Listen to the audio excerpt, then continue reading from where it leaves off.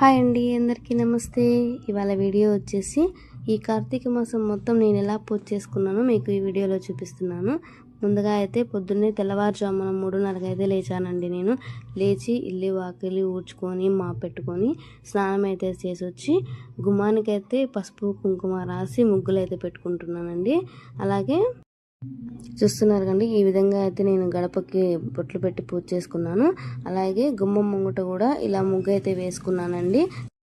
తర్వాత అయితే తులసమ్మ దగ్గర అయితే ఉసిరి దీపం వెలిగిస్తున్నాను. ముందుగా చక్కగా తులసమ్మ దగ్గర పసుపు రాసుకొని ముగ్గేసుకొని దాని తర్వాత పసుపు కుంకుమ ముగ్గు మీద వేసుకొని తమలపాకులు పెట్టుకొని తమలపాకుల మీద అయితే ఉసిరి దీపం అయితే పెట్టి నేను వెలిగిస్తున్నానండి.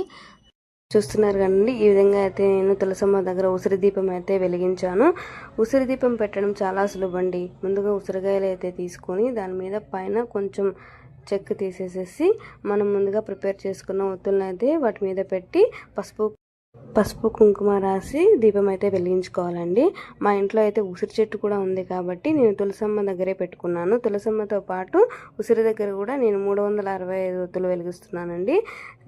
చూస్తున్నారు కదండి, ఈ విధంగా అయితే నేను తులసమ్మ దగ్గర ఉసిరి చెట్టు దగ్గర అయితే దీపారాధన చేసి ఇలా పూజ చేసుకున్నానండి. తర్వాత శివయ్య దగ్గర అయితే పూజ చేసుకుంటున్నానండి. శివయ్యకు ఎంతో ఇష్టమైన ఈ కార్తీక మాసం మొత్తం ప్రతి సోమవారం తెల్లవారుజామున లేచి ఇలా పూజ చేసుకుంటే చాలా మంచిదండి. అలాగే నేనైతే నారికేళ్ల దీపం అయితే వెలిగిస్తున్నానండి. నారికేళ్ల దీపము శివునికి ఎంతో ప్రీతికరమైనది. ఈ ఒక్క నారికేళ్ల దీపం పెడితే మనకి ఎంతో పుణ్యం వస్తుంది. ఈ నారికేల దీపం ఎలా వెలిగించాలి అంటే, ముందుగా ఒక ఇత్తడి ప్లేట్ తీసుకొని అందులో బియ్యం వేసుకొని కొబ్బరికాయను పగలగొట్టుకొని పసుపు కుంకుమ రాసుకొని అందులో ఒక ఒత్తి 2గా చేసుకొని అలా 3 ఒత్తులు అయితే పెట్టుకోవాలండి. నూనె పోసుకొని ఇలా మనమైతే దీపం వెలిగించుకోవాలండి. నేను నారికేళ్ల దీపంతో పాటు ఈ ఉసిరి దీపం అయితే శివయ్య దగ్గర వెలిగిస్తున్నానండి.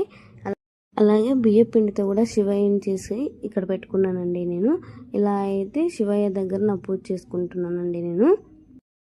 నేను నైవేద్యానికి అయితే అరటిపళ్ళు అయితే పెట్టానండి.